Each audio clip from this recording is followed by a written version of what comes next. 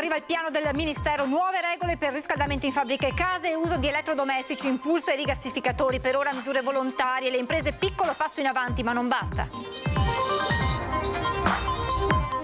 Continua anche il grido di protesta dei sindaci, il primo cittadino di Pederobba: o taglio il servizio o consegno le chiavi del municipio al prefetto.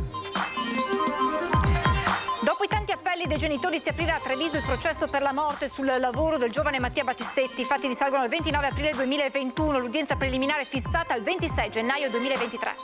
Baby gang dopo l'ennesimo sabato di tensione a Treviso, domani il vertice in prefettura. Il sindaco Conte: in 2 anni abbiamo identificato 1 migliaio di ragazzini, la provocazione, le famiglie paghino le spese dei controlli. Simboli fascisti esposti durante la festa delle associazioni di Conegliano, ma anche in calendari e gadget venduti nelle edicole della provincia, lettera dell'Ampi al prefetto. Dalle 18 riaperta al traffico la statale Alemagna Vittorio Veneto. ANAS ha concluso le operazioni di ripristino del sistema di monitoraggio danneggiato dalla colata di detriti del 27 agosto scorso. Rifiuti di ogni tipo scaricati a metà luglio nel fiume Monticano a Vittorio Veneto. Nonostante le segnalazioni dei residenti, dopo quasi 2 mesi le immondizie sono ancora là. Verso la 19ª edizione di Treviso Comic Book Festival torna la mostra a mercato che avrà casa al Salce. 11 esposizioni differenti, artisti di fama internazionale e obiettivo 300 vetrine della città decorate con i personaggi. Buonasera e ben ritrovati con le notizie da Treviso e provincia. Questi i titoli dell'edizione di questa sera, ma apriamo presentandovi il sondaggio. Il quesito al quale vi chiediamo di rispondere è questo: immigrazione, la soluzione è il blocco navale? Se la vostra risposta è sì, il numero è lo 0422 162 6691. 0422 162 6690, invece se la risposta è no. La chiamata è gratuita, l'esito del sondaggio questa sera nel corso di Ring. Veniamo ora al caro bollette, perché è stato pubblicato il piano Cingolani per il risparmio energetico. -1 grado per le utenze domestiche, si scende a 19 gradi dunque, mentre si scende a 17 nelle fabbriche. Le misure sono volontarie, per il momento nessuna sanzione è prevista, ma l'impressione è che non ci siano comunque alternative, visto che la situazione geopolitica, se possibile, si sta complicando. Eccolo dunque il piano Cingolani, la strategia per il risparmio energetico che da qui ai prossimi mesi riguarderà davvero tutti, ciascuno chiamato a fare la propria parte, con l'esclusione di fatto di strutture sanitarie e case di riposo. Tra le misure previste la riduzione di 1 grado per il riscaldamento degli edifici, comprese le abitazioni private. La temperatura qui si fissa a 19, 17 per quelli industriali e artigianali, più o meno 2 gradi la fascia di tolleranza. Per tutti si riduce di 15 giorni il periodo di accensione. Per Treviso, che si trova in fascia E, per esempio, come buona parte del Veneto, si va dal 22 ottobre anziché dal 15 e fino al 7 aprile. Questo è un piccolo contributo che possiamo dare nel risparmio. Certamente ci vuole anche una vigilanza perché sia praticato, e questo lo rende difficile. Sta tutto nella responsabilità degli italiani e delle imprese.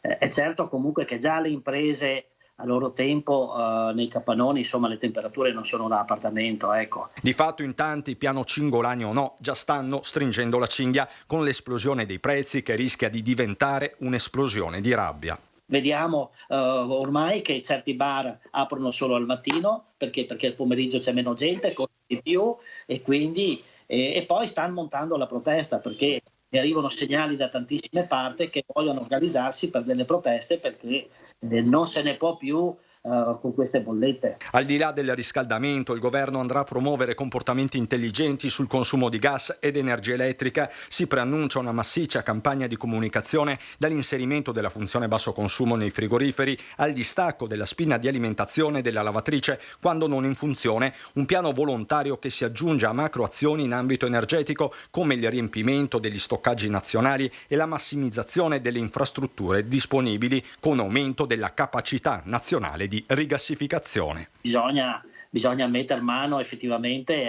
a quali che sono le condizioni che un paese industriale deve avere, certezza nei rifornimenti, e i piani di sfruttamento del gas devono essere accelerati, dare una corsia preferenziale a tipo Morandi in modo tale da poter quanto prima sfruttare il gas che abbiamo nella pianura padana o nell'Adriatico. E il caro bollette pesa anche sui bilanci dei comuni, con i sindaci costretti a rivedere i servizi. O spengo le luci o riconsegno le chiavi del municipio. È la provocazione del sindaco di Pederobba.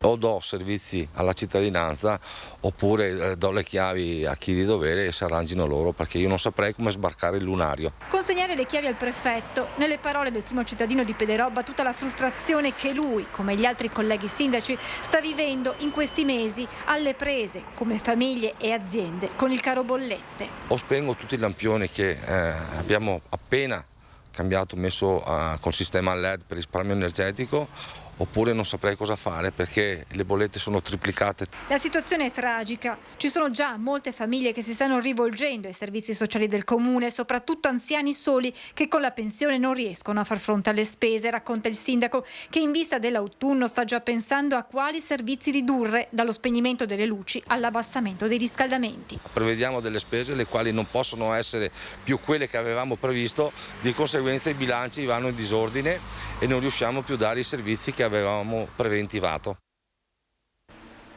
Siamo alla cronaca. Dopo i tanti appelli dei genitori si aprirà a Treviso il processo per la morte sul lavoro del giovane Mattia Battistetti. I fatti risalgono al 29 aprile 2021. L'udienza preliminare è stata fissata per il 26 gennaio 2023.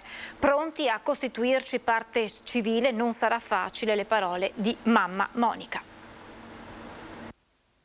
Finalmente abbiamo avuto una svolta che aspettavamo da tanto tempo, e cioè che il pubblico ministero ha fissato l'udienza preliminare del processo penale per Mattia, e questa la data che ci è giunta è il 26 gennaio 2023. Quindi mancano ancora tanti mesi, ma per noi questo è un passo importante. La data è finalmente ufficiale ed è così che i genitori di Mattia Battistetti tornano a sperare nella giustizia per quel figlio morto il 29 aprile 2021 mentre stava semplicemente lavorando in un cantiere edile in via Magellano a Montebelluna. Mattia, operaio 23enne, venne travolto e ucciso da un bancale di impalcature del peso di 15 quintali. Una decina gli indagati tra vertici aziendali e responsabili del sito. L'ipotesi di reato resta principalmente quella di omicidio colposo. I rinviati a giudizio sono 5 e 5 sono in una specie di stand-by che adesso vedremo cosa deciderà il pubblico ministero. Il 26 gennaio 2023 mamma Monica con papà Giuseppe e la sorella Anna saranno in tribunale a Treviso. Entreremo solo ed esclusivamente per ascoltare ed eventualmente per costituirci parte civile.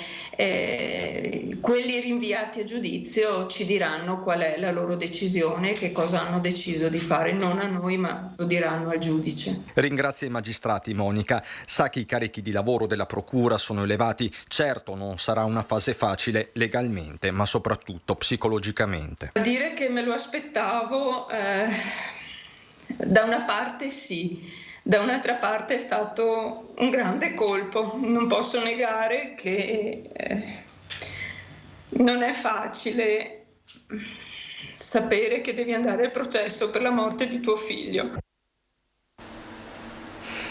Ragazzi che si danno appuntamento in centro per affrontarsi. Dopo il sabato di tensioni in centro a Treviso continua il confronto su come affrontare il tema ordine pubblico. Domani in prefettura un vertice, intanto il sindaco Conte replica alla proposta dell'Ascom di mettere a disposizione dei negozianti un numero di telefono diretto.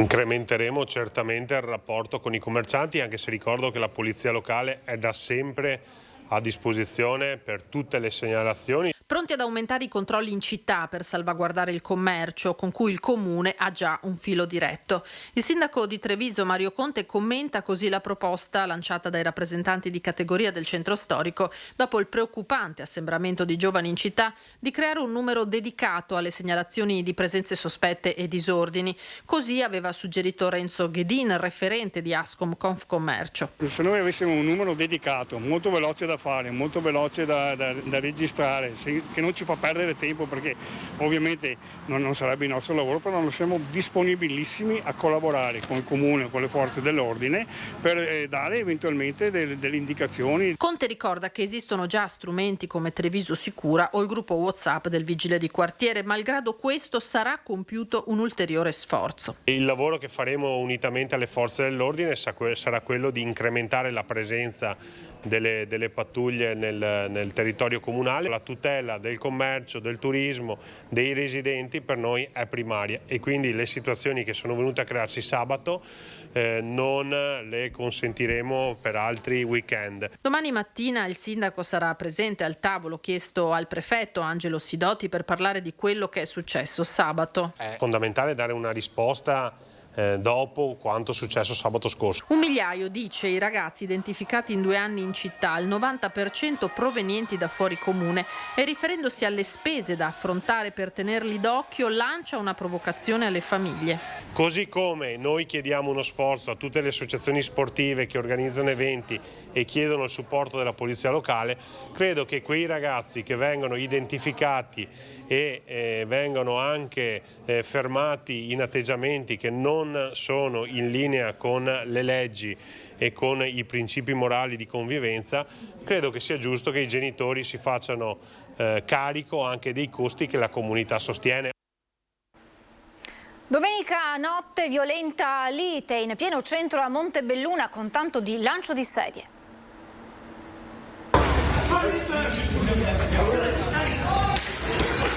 Le urla, le sedie lanciate sotto la galleria Mannei in pieno centro a Montebelluna, attimi di paura domenica poco dopo mezzanotte.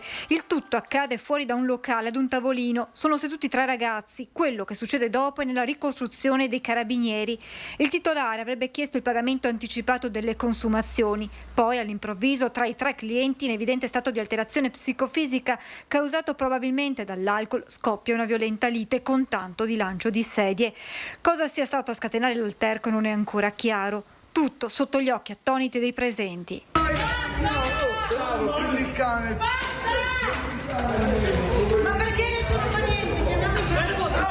E alla fine qualcuno chiama i carabinieri che, arrivati sul posto, raccolgono le testimonianze dei presenti. A terra oggi i segni di quanto accaduto, macchie di sangue di qualcuno probabilmente rimasto ferito da una delle sedie lanciate. Le indagini proseguono per dare un'identità ai responsabili e per capire i motivi della rissa, che rappresenta l'unica nota stonata in una domenica di festa per Montebelluna, che ha visto 25.000 persone in città per l'ultima giornata del Palio del Vecchio Mercato. Sicuramente la situazione deve essere monitorata, mi sembra ovvio, è il dovere delle autorità e dell'amministrazione. Non credo che ciò che è accaduto possa mettere minimamente a repentaglio la bontà della manifestazione. In ogni caso, siccome l'amministrazione ha il dovere, come dicevo, di monitorare tutto quanto, abbiamo già predisposto nei giorni scorsi proprio un monitoraggio capillare per quanto riguarda le esigenze dei giovani all'interno della nostra città, per poi proseguire con dei progetti mirati. Simboli fascisti esposti durante la festa delle associazioni di Conegliano, ma anche in calendari e gadget venduti nelle edicole della provincia. Lettera dell'ANPI al prefetto. Ci sono molte edicole in giro per la provincia che hanno questi calendari di esaltazione praticamente delle imprese di Mussolini, il colonialismo e altre cose. Si ha il senso proprio di una apologia di reato, di apologia del fascismo.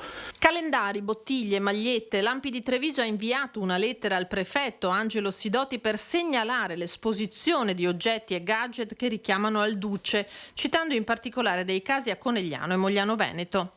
Quindi abbiamo ritenuto di far presente al signor prefetto questo, e invitandolo anche cortesemente a intervenire presso le forze di polizia e anche presso la magistratura A Conegliano c'è stato un intervento della polizia locale che ha fatto togliere quella maglietta che avevano esposto l'associazione dei paracadutisti, che poi si sono giustificati dicendo che era la targa di una macchina. Sarei curioso di vedere quale macchina aveva quella targa.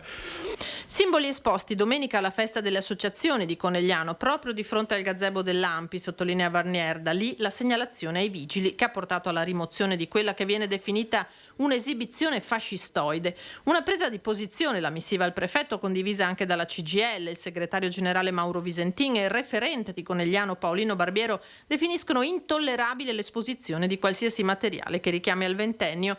Rivolgendosi al sindaco Fabio Chies, i due esponenti del sindacato chiedono che nel prossimo consiglio comunale Ampi, paracadutisti e le altre associazioni presenti alla manifestazione di domenica vengano convocate per sottoscrivere un documento in cui si ribadiscano i valori democratici e antifascisti. L'impressione, secondo Varnier, è che più di qualcuno non si renda conto di cosa sia davvero stato il regime instaurato da Benito Mussolini. È una situazione, secondo me, che dovrebbe essere insegnata adeguatamente nelle scuole se si vuole superare questa fase e il pericolo che si ritorni, non dico al fascismo, che quello storico che non è proponibile, ma certamente a forme di regressione che in alcuni partiti sono anche presenti. 3 feriti nel pomeriggio intorno alle 17:30 in un incidente lungo la Pontebana a Godega di Sant'Urbano, paese già funestato 3 settimane fa dalla tragedia dei 4 ragazzi morti uscendo di strada. I vigili del fuoco del distaccamento di Conegliano sono intervenuti per uno scontro che ha coinvolto 3 auto, hanno messo in sicurezza i mezzi ed estratto da un'utilitaria 2 persone rimaste incastrate. Tutti e 3 i feriti sono stati affidati alle cure del SUEM e accompagnati in pronto soccorso. Sul posto per i rilievi e la gestione del traffico i carabinieri. E dalle 18 di oggi è stata riaperta al traffico la statale 51 a Lemagna, a Vittorio Veneto. ANAS ha infatti concluso le operazioni di ripristino del sistema di monitoraggio che era stato danneggiato dalle colate detritiche dello scorso 27 agosto e ha completato in collaborazione con Autostrade per l'Italia gli interventi di svuotamento della vasca di contenimento realizzata a protezione della statale, che quel giorno aveva svolto la sua funzione intercettando la colata detritica, evitando così che il materiale invadesse la sede stradale. Rifiuti di ogni tipo scaricati a metà luglio nel fiume Monticano a Vittorio Veneto. Nonostante le segnalazioni dei residenti, dopo quasi 2 mesi le immondizie sono ancora là.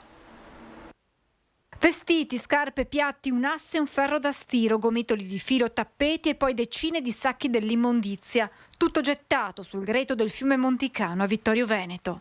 Era un primo pomeriggio di quest'estate, appunto, a fine luglio, circa a metà fine luglio, quando ci siamo accorti nelle prime ore del pomeriggio di questo scarico inopportuno. L'amara scoperta fatta da alcuni residenti. Abbiamo subito interpellato chi di dovere, sappiamo che in questo mese e mezzo sono usciti comunque i vigili per vedere se all'interno di questi rifiuti potevano trovare documenti o qualcosa, insomma, per poter risalire al proprietario di tutto questo.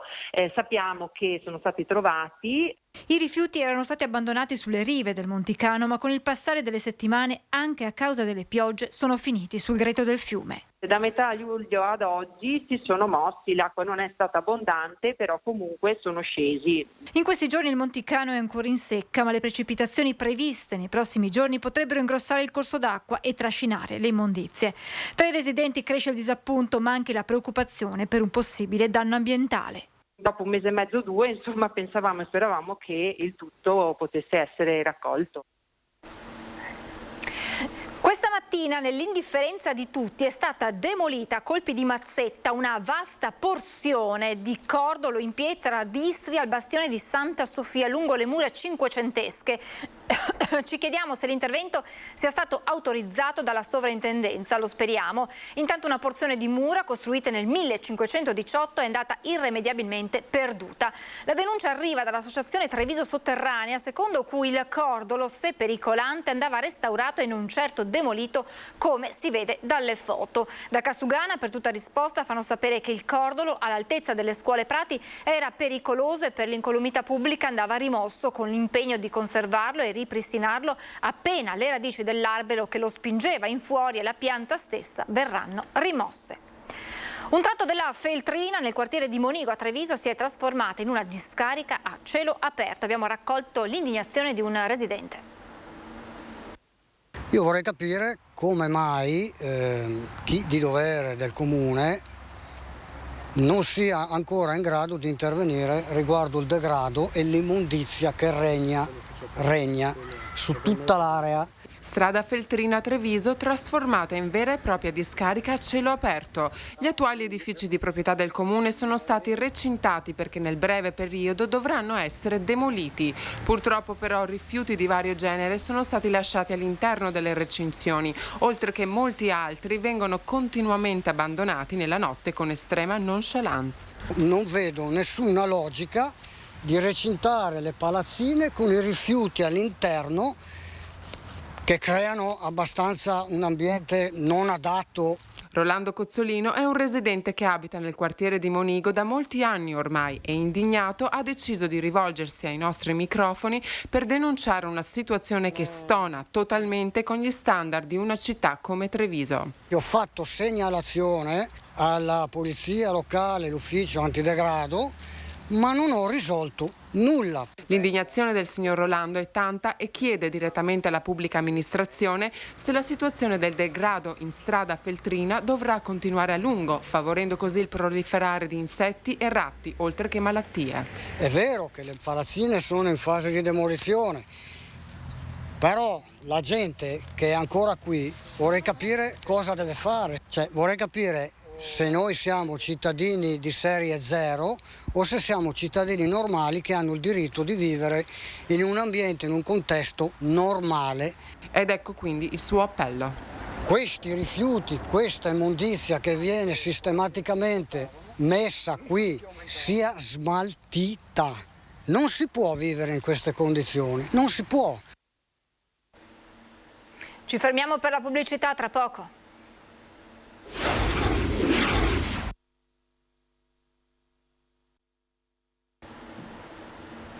Di nuovo in diretta con la politica e la corsa alle elezioni del 25 settembre. Ieri a Treviso Matteo Salvini ha rilanciato il tema dell'autonomia, ma il Movimento 5 Stelle non ci sta e lui, il nemico numero 1 dell'autonomia, afferma il trevigiano Maurizio Mestriner.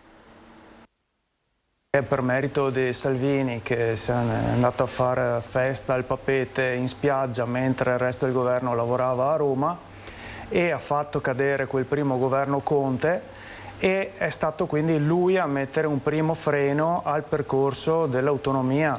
Per il Movimento 5 Stelle il nemico numero 1 dell'autonomia del Veneto è Matteo Salvini, parola di Maurizio Mestriner, candidato trevigiano dei Grillini, all'indomani del comizio in Piazza dei Signori del leader della Lega, che prima ha parlato di battaglia sacrosanta, poi ha annunciato nel caso di insediamento di un governo di centrodestra l'ok alla legge quadro sull'autonomia per il 22 ottobre, a 5 anni esatti dal referendum. Una gigantesca fake news, dice Mestriner, che ritorna alla fine del primo governo Conte, quello giallo-verde. L'autonomia lì era a portata di mano. Il ministro era Erika Stefani, si era già preso una buona strada, le carte procedevano come dovevano e quel bel faccione ha deciso col suo bel mojito in spiaggia di mandare tutta all'aria.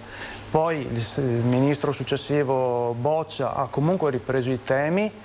La strada era ben intrapresa di nuovo e purtroppo, so per certo che le cose sono state poi bloccate dall'emergenza pandemica. Movimento 5 Stelle che dalla Lega non accetta lezioni nemmeno in materia di sicurezza. Su tutti il tema dell'immigrazione che va gestito. Non servono decreti sicurezza né blocchi navali. Mestriner porta un caso noto a tutti i trevigiani. Non gestirlo, ti ritrovi poi qui a Treviso il parcheggio al centro Appiani, che è un dormitorio, ma non da oggi, è da anni così. Da anni che a Treviso quel parcheggio è un dormitorio. Perché purtroppo diventano dei fantasmi quando li tratti da immigrati senza volerli gestire. A Padova si sono presentati i candidati di Italexit. La sfida è quella di far tornare le persone a credere in qualcosa, in un nuovo modo di fare politica, fuori dai modelli dei vecchi partiti. Si sono presentati così 3 dei candidati al Parlamento per il partito Italexit, che fa riferimento a Gianluigi Paragone. Tra gli obiettivi esposti da Giovanni Fraiese, medico sospeso dall'ordine, una commissione d'inchiesta sulla gestione della pandemia e sugli effetti a lungo termine della vaccinazione di massa. La scienza non si fa ignorandola, come hanno appena fatto per esempio approvando il nuovo booster cosiddetto bivalente senza neanche uno straccio di ricerca sugli esseri umani. La stessa cosa che hanno fatto andando a vaccinare le donne in gravidanza senza che in realtà ce ne fosse né la sperimentazione né l'indicazione. Il focus del partito è quello invece di dare una verità completamente diversa e delle idee coraggiose e apertamente differenti da quello che è il pensiero di Draghi o delle persone che lo sostengono. Il Covid tornerà a ottobre, ha detto con certezza Fraiese, molto critico anche verso il collega Andrea Crisanti. Personaggio in realtà più complesso di quello che sembra, che ha sul suo curriculum come progetti attivi dichiarati per esempio una collaborazione con la Bill e Melinda Gates Foundation e quindi una connessione in diretta con la Gavi Alliance, e allo stesso tempo ha fatto progetti di ricerca ancora attivi per la DARPA, che non so se sapete cos'è, ma è l'ente di sicurezza più importante che c'è negli Stati Uniti, dove vengono sviluppate le armi tecnologiche del futuro. Quindi un quadro, oltre alla tessera del PD per esempio presa da quanto ha dichiarato lui stesso anni fa, che in realtà rendono l'operato molto di tipo ideologico e molto poco di tipo scientifico. Presenti anche le candidate al Senato per il Collegio di Padova, Francesca Conz, medico odontoiatra, e Lina Manuali, giudice a Pisa. Alla presentazione alla stampa, tra il pubblico alcuni esponenti dell'estrema destra padovana. Voltiamo pagina, si è tenuta la cerimonia del passaggio di consegne tra il comandante uscente e il nuovo comandante del 51esimo Stormo di Strana, il quale annuncia che entro un paio d'anni i velivoli militari AMX saranno sostituiti dai più recenti Eurofighter entrati in servizio nel 2003.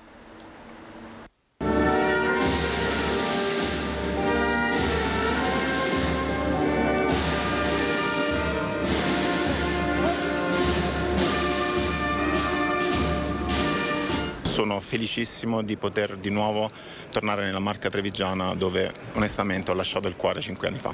Il colonnello pilota Emanuele Chiadroni è subentrato al colonnello pilota Nadir Ruzzon. Si è tenuta la cerimonia di passaggio di consegne al 51esimo Stormo di Strana, alla presenza di tutte le più importanti autorità civili, militari e religiose, insieme con i labari, le associazioni combattentistiche ed Arma, la bandiera della città di Treviso decorata di medaglie d'oro al valor militare, la bandiera della città di Vittorio Veneto e quella dell'Università di Padova.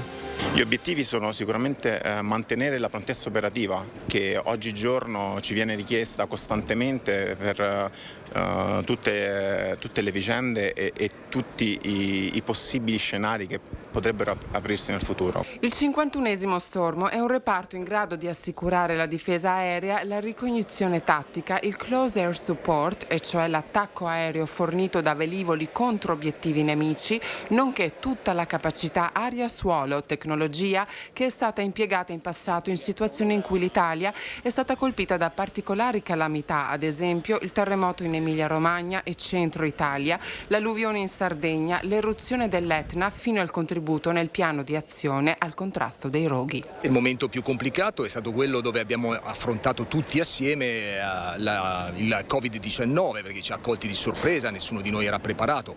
Devo dire che pur nelle difficoltà che sono arrivate, il 51esimo Stormo ha saputo mantenere il 100% della sua operatività, garantendo la sicurezza dei cieli e dello spazio aereo d'Italia e della NATO. con la nuova macchina, l'Eurofighter, abbiamo raggiunto la full capability e contribuiamo insieme agli altri stormi alla difesa aerea nazionale. Cosa importante è che, come era in passato il 51esimo stormo, siamo tornati a far parte di quel sistema difesa paese che ci permette 365 giorni l'anno di essere tranquilli.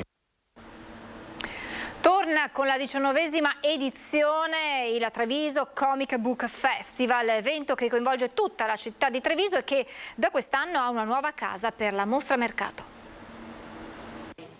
Ormai una tradizione per Treviso, il Comic Book Festival, che non si è fermato nemmeno con il Covid, quest'anno torna al 100% con tante novità. Torna con grandissime novità perché finalmente il Treviso Comic Book Festival ha trovato casa, è una casa veramente meravigliosa perché è il Museo Nazionale Collezione Salce, dove tornerà la mostra mercato che ha un'attrattiva straordinaria, quindi sicuramente Treviso si riempirà di giovani e non di tutta Italia, ma torna anche con ben 11 mostre, di cui una molto importante con un personaggio straordinario che è Lupo Alberto, che tutti conoscono da grandi e piccini, e tantissimi talk, eventi, insomma la città si riempie veramente di festa. Per noi è veramente un piacere ospitare il Treviso Comic Book Festival perché è un momento in cui appunto la grafica moderna si collega alla grafica diciamo antica. Questo aggancio, questo ponte invece con la grafica contemporanea è una cosa strepitosa e meravigliosa. Speriamo anche che sia un modo per farla conoscere anche ai più che non la conoscono. D'altronde è un evento questo straordinario, un festival che veramente coinvolge tantissima gente e tantissime anche fasce di età, e quindi è quale modo migliore per far scoprire anche uno dei tanti tesori della città di Treviso. 3 giorni di festival dal 23 al 25 settembre che coloreranno tutta Treviso e le sue vetrine, quest'anno circa 300. Oltre alle mostre e ai workshop saranno decine gli incontri con gli autori, i talk e i progetti dedicati ai più piccoli. 128 i volontari che aiuteranno l'organizzazione. Un comic book festival, quello del 2022, che ha anche una nuova giovane direttrice artistica. La cosa bella di TCBF è che ci cresci insieme, per cui io faccio la volontaria da quasi 10 anni e alla fine si è visto che le cose insomma le si imparano e ci si mette, se si vuole lavorare si lavora, c'è sempre da lavorare al festival, e avendo l'energia e la voglia di dare anche il mio contributo per quanto riguarda anche le decisioni di responsabilità, loro sono stati più che contenti di lasciarmi insomma il testimone. Siamo alle notizie da Belluno e provincia.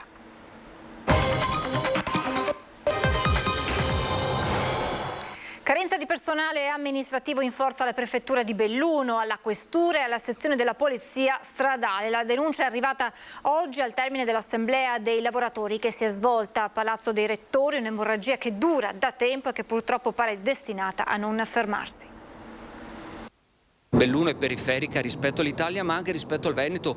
Qui siamo nelle sedi del Ministero degli Interni, siamo una carenza che si porta al 60%, quindi molto al di sotto, molto più importante che nelle altre sedi. Belluno sempre più periferica e di conseguenza più disagiata rispetto alle province del Veneto e dell'intero paese. La carenza degli organici amministrativi della prefettura, della questura e della polizia stradale a doppia cifra e supera il 60%.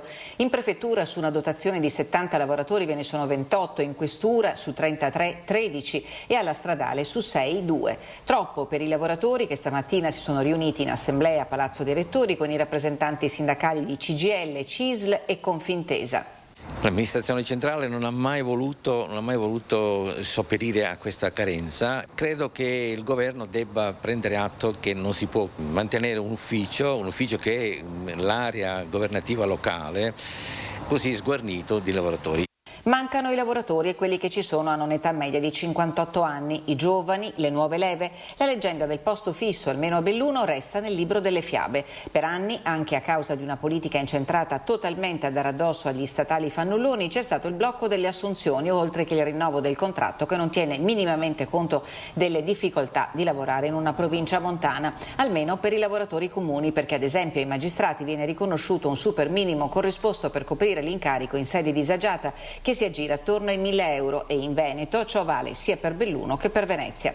Dovesse persistere questa situazione, il problema, affermano le organizzazioni sindacali, potrebbe fare inceppare la macchina amministrativa a danno di tutti i cittadini.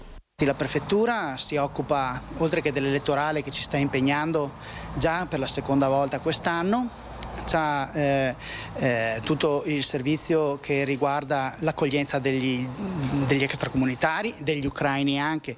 Potremmo anche avere delle difficoltà a dare i servizi per quanto riguarda la cittadinanza, perché le pratiche si accumulano, il personale è sempre meno. Bonus di 1.000 euro a tutti i dipendenti del gruppo SEST Luve in forza al 31 agosto scorso. La decisione di condividere gli ottimi risultati con le maestranze, viste le difficoltà di questi tempi, è stata accolta con soddisfazione da lavoratori e sindacati. Complessivamente il budget destinato ai propri collaboratori, che sarà erogato con la busta paga di agosto, ammonta a 3 milioni di euro ripartito tra lavoratori degli stabilimenti italiani. Per le sedi estere saranno stabiliti i tempi e i modi in base alle esigenze specifiche dei diversi paesi.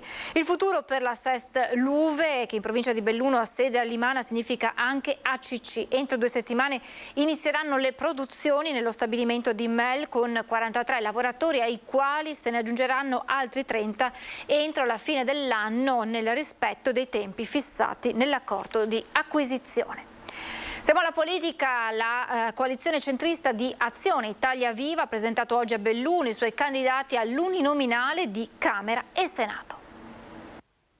Più che di terzo polo preferiscono parlare di un nuovo modo di fare politica per una Italia forte. Paola Bergamo e Marco Griguolo sono i candidati all'uninominale rispettivamente di Senato e Camera in rappresentanza della coalizione centrista Azione Italia Viva, che agli elettori chiede di votare con la testa e non con la pancia.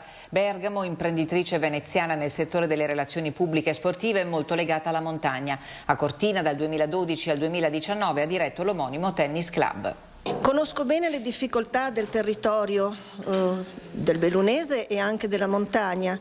Belluno è una città splendida, è una città dove la qualità della vita è molto alta, ma basta uscire dal territorio per rendersi conto, soprattutto nelle zone di montagna, i problemi che si incontra. Il territorio è fragile, il territorio è delicato, ci sono problemi di natura idrogeologica, ci sono i problemi dello spopolamento della montagna e quindi è importante intervenire su questi problemi che io ho molto a cuore e che naturalmente saranno un punto prezioso di quella che potrà essere la mia attività. Marco Griguolo, avvocato milanese, figlio del compianto capo della Procura di Belluno, Gianni Griguolo, ha un profondo legame con la provincia. Azione Italia Viva è la novità di questa sfida elettorale. Noi abbiamo fatto un programma con proposte serie, concrete, ma soprattutto realizzabili. Il mio percorso in questo territorio non guarda al passato, ho una storia che parte dalla metà degli anni 90 e continua, è presente, ma soprattutto sarà anche futura. Sto valutando il trasferimento in questa città. Mi impegno comunque ad essere presente sul territorio perché mi sto rendendo conto che la realtà montana merita un'attenzione particolare giorno per giorno che, se verrò eletto, porterò nell'agenda politica del Parlamento, ma ovviamente sarà poi da portare quotidianamente come ascolto sui territori. E la politica al centro della puntata di questa sera di Ring, in diretta su Antena 3 a partire dalle 21:15. Ospiti Gianluca Schiavon di Unione Popolare, Bruno Cacciavillani di Azione Italia Viva, Andrea Causin di Noi Moderati, Flavio Tosi di Forza Italia, Alberto Ruggini di Più Europa, il collega del Corriere del Veneto Marco Bonet. Appuntamento dunque questa sera alle 21:15 su Antena 3 con una nuova puntata di Ring. Ed è davvero tutto, vi lascio le previsioni meteo, grazie per essere stati con noi e buona serata.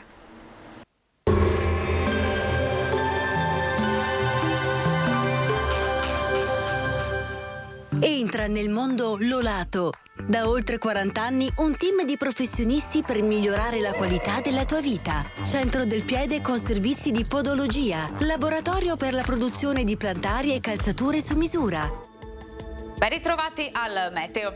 La pressione atmosferica torna a diminuire. Mercoledì 7 settembre il tempo sarà ancora buono, ma andrà via via peggiorando. Vediamo insieme il dettaglio.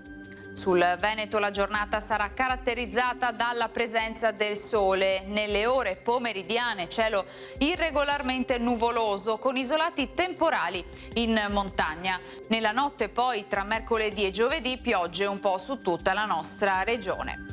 Temperature stazionarie minime tra 16 e 22 gradi, massime invece tra i 26 e i 31 all'incirca. Spostiamoci ora sul Friuli Venezia Giulia, anche in questo caso avremo un ampio soleggiamento fino al pomeriggio, poi più nubi e precipitazioni diffuse. Temperature minime tra 19 e 23 gradi, massime sui 28-30 gradi. Infine diamo uno sguardo al Trentino Alto Adige. Inizialmente anche in questo caso sarà soleggiato, poi via via più instabile con temporali possibili un po' dappertutto. Temperature minime intorno ai 15-18 gradi, massime sui 30 all'incirca. Dal meteo per ora è tutto, vi auguro come sempre un buon proseguimento in compagnia di Antenna 3.